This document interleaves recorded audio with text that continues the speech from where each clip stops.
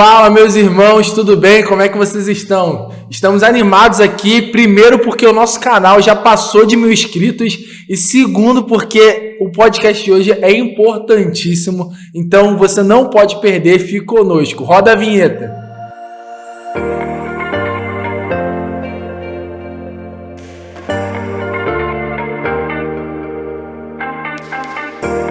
Então, mais uma vez, estamos aqui, eu estou com meu pai, pastor Luiz Brandão, e hoje nós vamos falar um tema importantíssimo sobre desigrejado, né? Cristãos que se denominam cristãos, que creem até mesmo em Deus, só que não estão congregando, estão desigrejados, e eu tenho certeza que esse tema vai te abençoar muito.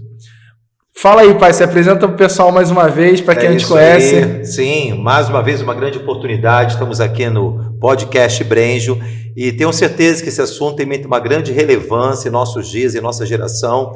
Como o Mateus falou aqui, né, muitas pessoas hoje se denominam cristão, mas não frequentam nenhum tipo de instituição, né? Seja também, como falamos, do próprio catolicismo, como também de uma igreja evangélica. Então esse assunto, talvez você que nos acompanha, né, ou conhece alguém que está vendo dessa forma, que possa você compartilhar, né, esse podcast, exatamente para trazer um esclarecimento, né, o porquê de tudo isso, né? A gente vai ver algumas situações e tenho certeza que vai ser muito importante para todos.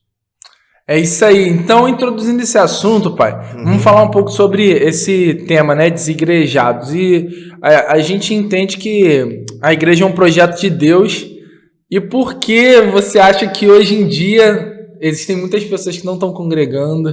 Né? Qual é a causa disso? Sim. Se existe algum tipo de justificativa para a pessoa não congregar?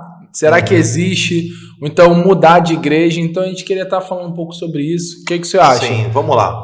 Eu trouxe aqui uma estatística, só para a gente começar com uma base. Isso aqui foi um censo que foi feito através do IBGE, né? E esse censo declarou algo muito curioso, né? Então o censo diz o seguinte, que 3,98% da nossa população brasileira se denominam ateus. Pessoas que não acreditam realmente na existência de Deus, de um Criador. 0,87% pessoas que se denominaram agnóstico, né? Acreditam ter uma força superior, não propriamente é Deus, mas também não ignoram, né? Também não diz que não. E 95% da população crê em Deus, né? Muitos se denominam cristão, porém não frequentam nenhuma instituição religiosa, ou seja, uma igreja. E dentro desses 95 foram pessoas até mesmo que já frequentaram alguma instituição e por alguma razão, algum motivo, hoje se encontram chamados, o tema desse podcast, desigrejados, ou seja, ela não tem nenhum vínculo, ou seja, não tem nenhuma associação com uma instituição religiosa, seja ela católica ou também evangélica, né? Então essa é a questão, né, desse tema importante. Por quê? Porque a palavra de Deus, né, colocando esse índice de 95%, um número muito alto e expressivo, né, a palavra fala que nós devemos congregar. Então, se eu professo uma fé cristã, independente se eu estou dentro do nome de uma denominação, se eu acredito que Cristo é Senhor e Salvador, a palavra de Deus no livro de Hebreus, capítulo 10, no versículo 25, ela nos dá aqui um norte, uma direção muito interessante, que diz o seguinte, né? Eu vou ler aqui a versão NVI. Não deixemos de nos reunir como fazem alguns, mas encorajemo-nos mutuamente, sobretudo agora que o dia está próximo. Então aqui o autor de Hebreus, ele usa uma palavra, né, na Corrigida Rafael, fala que nós não deixaremos de congregar, ou seja, exatamente o costume que os próprios judeus, eles praticavam isso na sinagoga. Então o autor aqui de Hebreus fala o seguinte, que nós não devemos deixar de reunir como igreja, né, como é costume de alguns, ainda que vai aproximando aquele dia. Ele está apontando exatamente para a volta de Cristo, né? Então, se nós cremos que Cristo é o Senhor e Salvador, eu preciso me submeter a essa palavra, né? Então, muitas pessoas falam que creem em Deus, na existência de Deus, creem em Jesus, né? As pessoas estão se apacentando e negligenciando essa direção de Deus para a sua vida.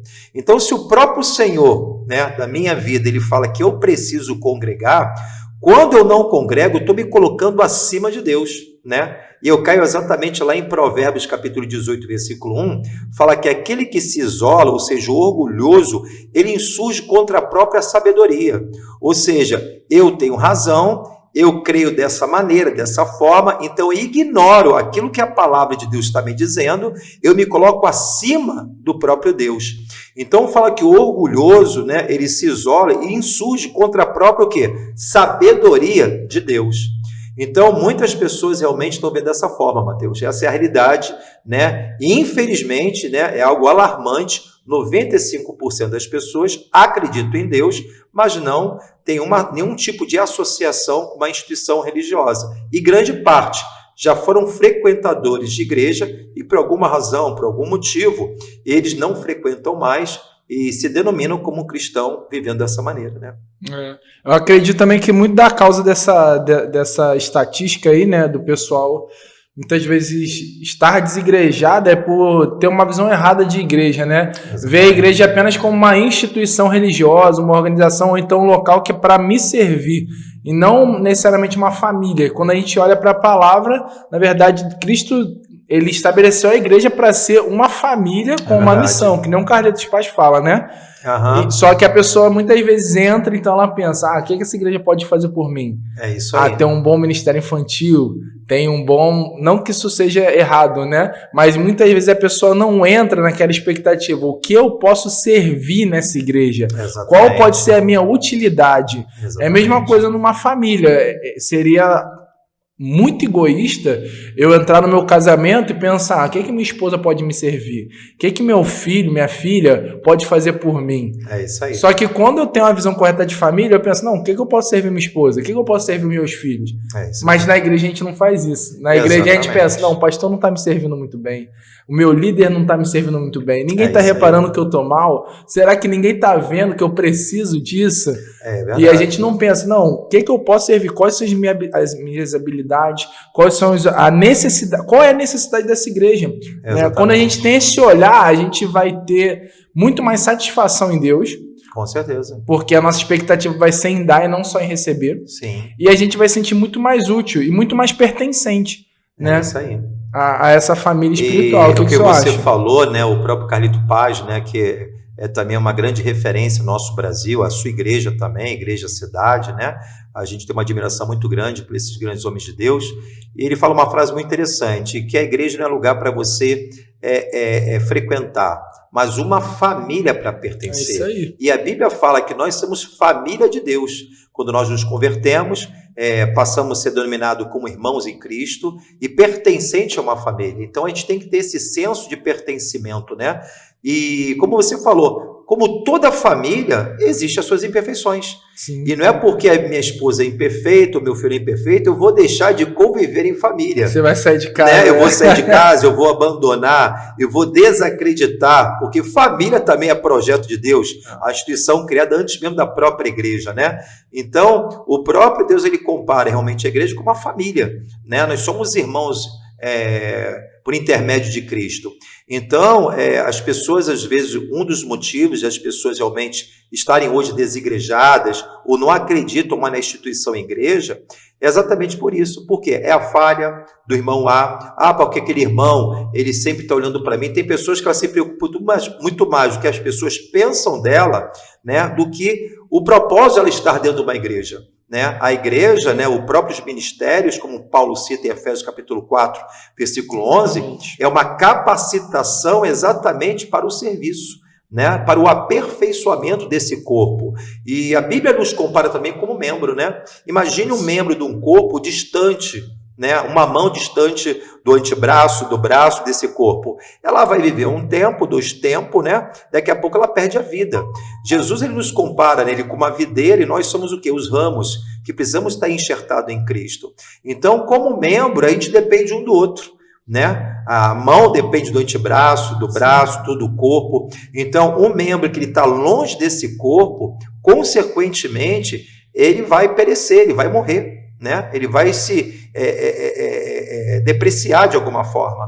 Então, a gente tem que entender que família, né? Existem falhas, existem imperfeições. Então, a família, a igreja, não é um lugar de perfeição, Não é, né? Não somos pessoas perfeitas, mas buscamos ser uma igreja o quê? Saudável, né? Então existem falhas, imperfeições. É como uma frase que é muito ouvida aí lá fora, que fala: se você encontrar uma igreja perfeita, se você entrou nela, você já contaminou ela, porque você é imperfeito. Qual de nós todos podemos dizer que somos 100% perfeitos? Então a igreja ela é considerada uma escola, um hospital, é um lugar de pessoas enfermas que estão sendo cuidadas, tratadas, como uma escola também, que é um local de aprendizado a todo tempo. Nós estamos sendo aperfeiçoados e crescendo por meio de Cristo. Tem pessoas que estão um pouquinho mais à frente e tem um pouquinho de pessoas que estão atrás. E a gente precisa dessa unidade, amar a todos e entender que todos nós estamos no mesmo caminho. Então é isso, né? A gente está entendendo que a igreja é uma família. Então já tem alguns pontos aí. Por que não abandonar a igreja, né? Por que não ser um desigrejado? Exatamente. Primeiro, porque a igreja é uma família, né? Então se eu não tenho... Se eu estou muito insatisfeito, na verdade eu posso estar insatisfeito com a minha própria família que Deus tá me dando. E o Senhor falou que ninguém é perfeito, né? Na verdade, a gente muitas vezes se indigna com o erro do outro porque a gente não consegue olhar os nossos próprios erros e o quão difícil às vezes também a gente é de lidar. Né? Isso é um problema. E outro ponto para não abandonar a igreja, que o senhor falou aí sobre Efésios 4, é que ali é um centro de aperfeiçoamento também. Ao mesmo tempo que eu faço parte de uma família, eu estou sendo aperfeiçoado por essa família. Então o irmão tem algo que eu não tenho, né? O pastor, ele me passa algo, ou seja, o professor ali, o mestre, ele me ensina algo que eu preciso ser aperfeiçoado. Exatamente. Né? E até mesmo nessa comunhão, eu sou aperfeiçoado. Quando uma pessoa erra comigo, eu sou aperfeiçoado. Sim. Porque eu sou tratado, eu tenho que liberar o perdão, eu tenho que amar mais essa pessoa, não abandonar, né? Da mesma forma, né?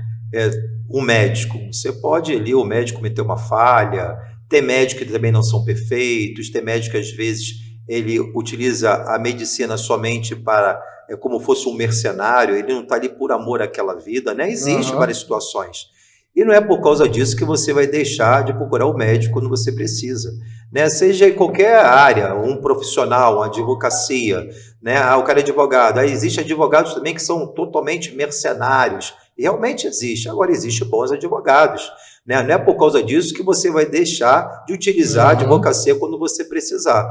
Então, da mesma forma, as pessoas às vezes rotulam, botam todo mundo no mesmo saco, né? Ah, pastor é isso, é aquilo. Cara, mas tem pastores honestos, tem pastores de caráter, tem líderes compromissados com motivações certas. Então, se a gente acaba rotulando todo mundo, botando todo mundo no mesmo lugar, fica difícil.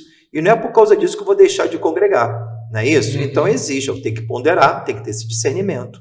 E eu queria trazer aqui também, Mateus, algumas situações que são importantes, quando eu devo deixar uma igreja local. É isso que eu ia te perguntar, né? Porque existe os dois lados, né? Existe o lado da pessoa que não entendeu ainda o que é ser igreja e por isso saiu dela, mas existe o lado que às vezes o cara tá com sinceridade, mas por alguma ocasião, às vezes, né, a gente sabe que também existe falhas, né, de liderança, ou então ensinamentos, algo que aquilo ali realmente é prejudicial. Então, será que existe algum motivo que não é legítimo, não a pessoa deixar de congregar, mas procurar um outro lugar para congregar? É isso aí.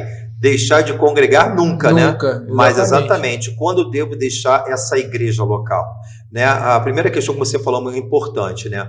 De umas situações que a gente realmente precisa avaliar é se essa igreja está vivendo no pecado, né? Se esse altar ele continua a viver no pecado, ou seja, uma igreja que está adoecida e não tem desejo de ser curada ou ser tratada, porque a falha o homem pode cometer, todos nós somos falhos, né? Jesus não espera em nós imperfeição, mas um coração ensinável para crescer. Então, quando essa igreja ela persiste no erro, no pecado, né? Consequentemente, essa igreja está doente e não busca uma cura, essa liderança, esse altar, esse é um dos motivos que você não é obrigado a ficar numa igreja onde as pessoas estão fora completamente da presença de Deus, e tem lugares que a presença de Deus até é removida, exatamente por causa de uma consequência de um erro ali, de pessoas que estão em contínuo pecado, E sabendo que estão, mas não abandonam exatamente seus ministérios e nem buscam ser tratadas e curadas para que possa realmente ali ser uma igreja saudável, né? Uhum. E eu acho que tem outra situação, é quando essa igreja, ela ministra heresia, né? Ou seja, você vê que a igreja está ministrando várias heresias, ou seja, falsas doutrinas, né? E você vê isso muito claramente, ou seja, pregando algo que está fora do contexto da palavra de Deus, né? A doutrina de homens, que até mesmo pode ter até aparência de piedade, como é citado pela Paulo, palavra, né? Paulo fala sobre isso, mas realmente pessoas ali que estão com outras motivações ou pregando algo que seja contraditório ao Evangelho de Cristo, né?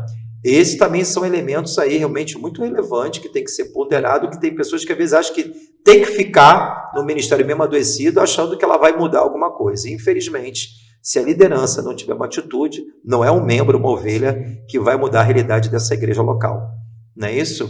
Esse eu acho então, que essas seriam as duas causas que o senhor vê que era um motivo justificável para uma pessoa procurar outra igreja, não sair. E tem mais, né? Totalmente eu acredito também que até pelo motivo geográfico.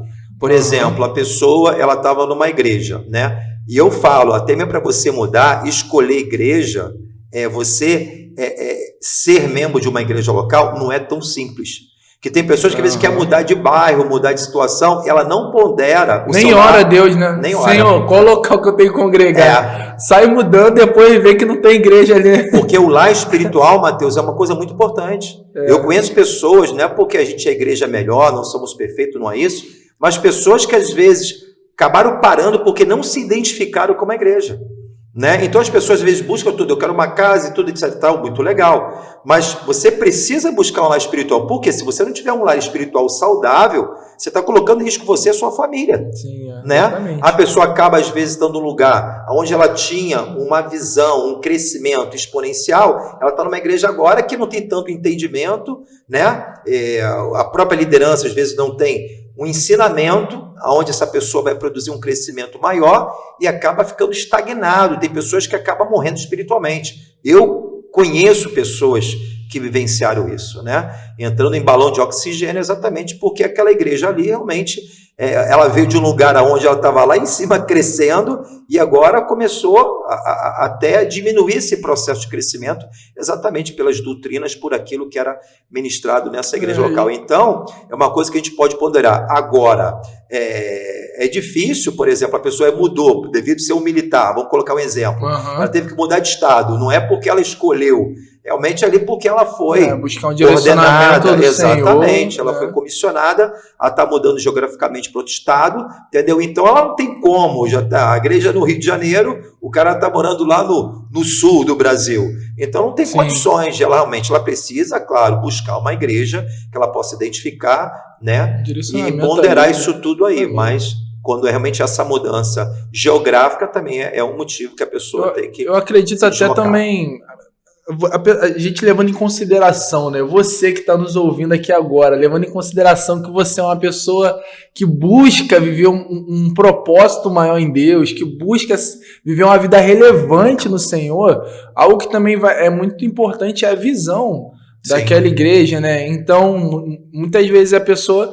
É porque esse é o entendimento errado. Às vezes a pessoa acha que está indo só congregar em um local que vai ter uma palavra. É isso aí. Só que, e a visão daquela igreja? O propósito. Porque uma causa para a pessoa procurar outra igreja, que é justificável, é ministrar heresias, né? Então, tem coisas que são fundamentais da nossa fé. Nós cremos em um só Deus, nós cremos que a salvação é pela graça, mediante a fé. Então, são coisas que são princípios bíblicos. Cremos que Deus, ele espera a santidade de nós, né? Mas... E a visão daquela igreja? Porque isso deve ter em toda igreja. É verdade. Mas, por exemplo, tem igreja que não foca tanto no discipulado. Sim. Tem igreja que tem um cunho mais evangelístico e não se preocupa tanto com o fundamento da fé, com o ensino. Esse pode ser um motivo, realmente você está falando de como eu tiver que mudar de igreja. Exatamente, porque a pessoa às vezes pensa, não, mas tem uma igreja lá. Tem, mas como é a visão dessa igreja? Exatamente. Aqui, por exemplo, na nossa igreja, né? A gente crê muito no discipulado 1 a 1, a gente crê muito na igreja nas casas. Tem igreja que pela visão não Concorda, apoia e não não concorda apoia. com a igreja nas casas. Tem que ser respeitado. Tem que ser respeitado. Sim. Não significa que é uma igreja herege, antibíblica, pelo contrário, pode ser uma igreja abençoada, mas você. A igreja não vai mudar por causa de você. Não vai mudar. É você que tem que respeitar a visão daquela igreja e decidir. E por isso que é importante você entrar num lugar, você conhecer a doutrina. Por exemplo, essa igreja calvinista ou armeniana?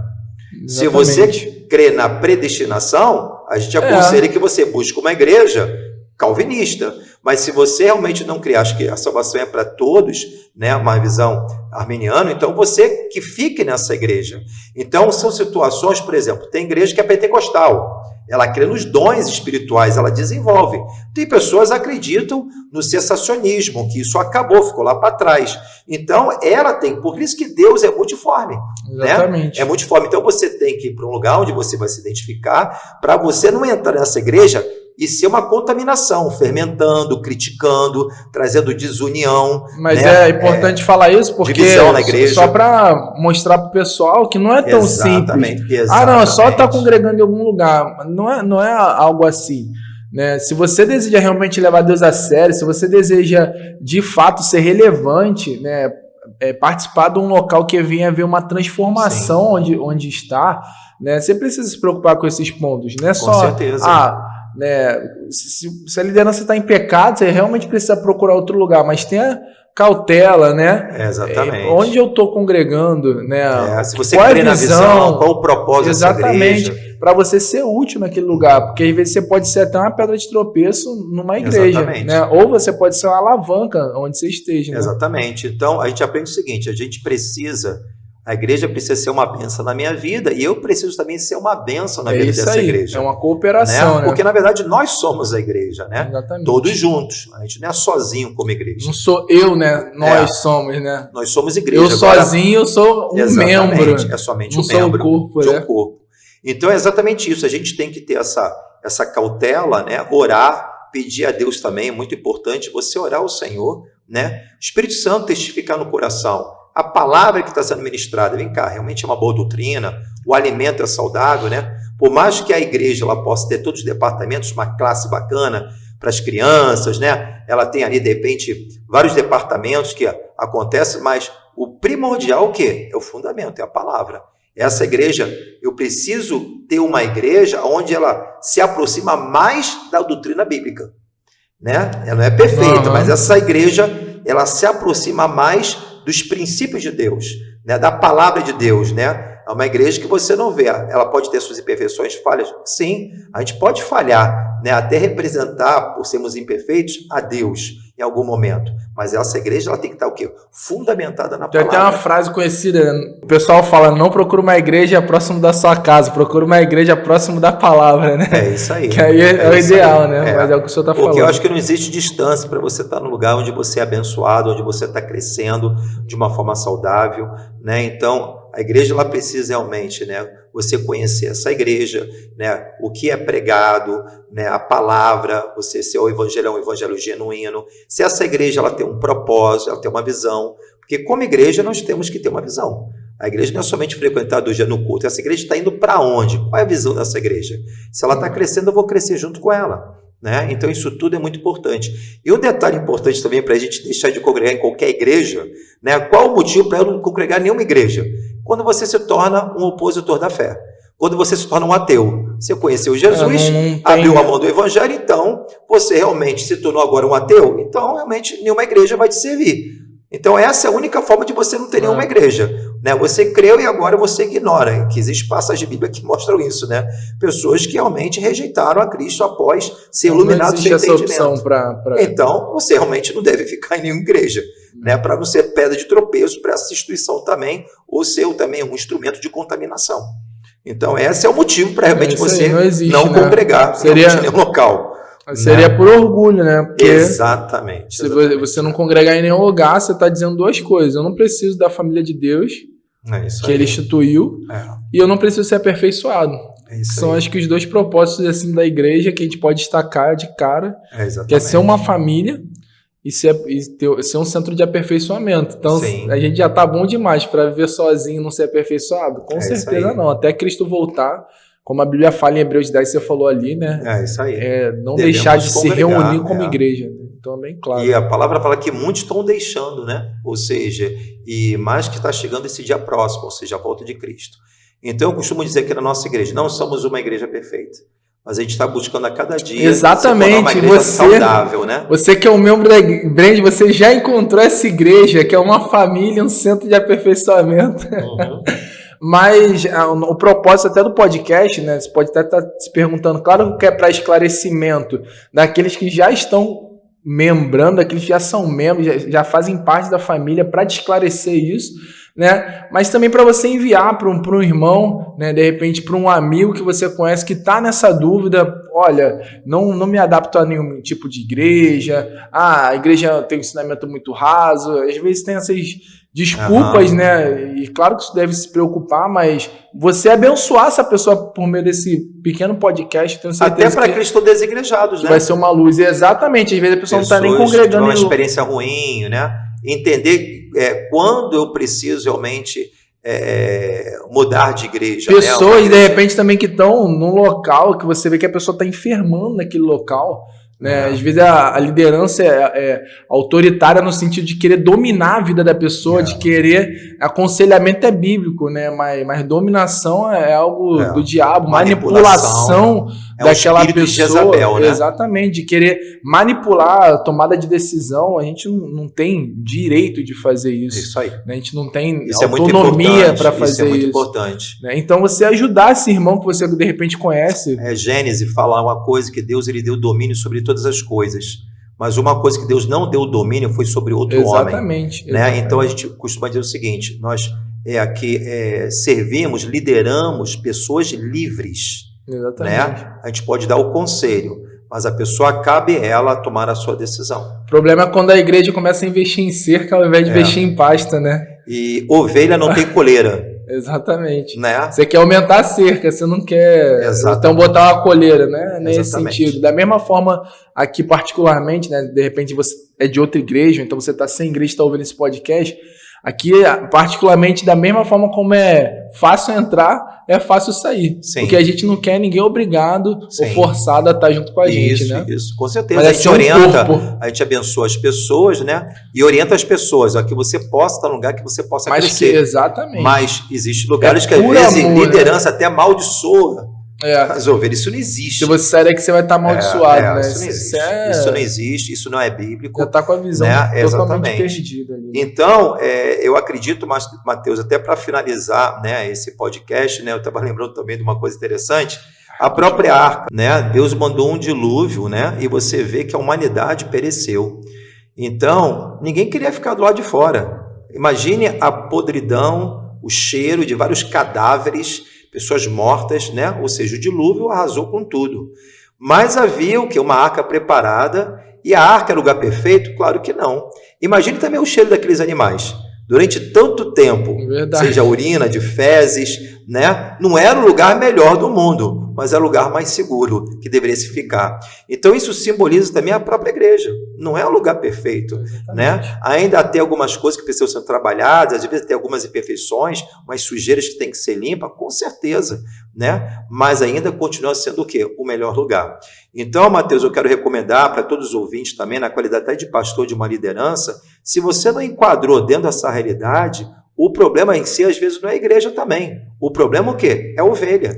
Porque, às vezes, é orgulho, não tem um espírito ensinável, não tem humildade, né? Então, se acha que é melhor do que todo mundo. Então, se você está buscando um lugar perfeito, eu quero dizer para você, você não vai encontrar.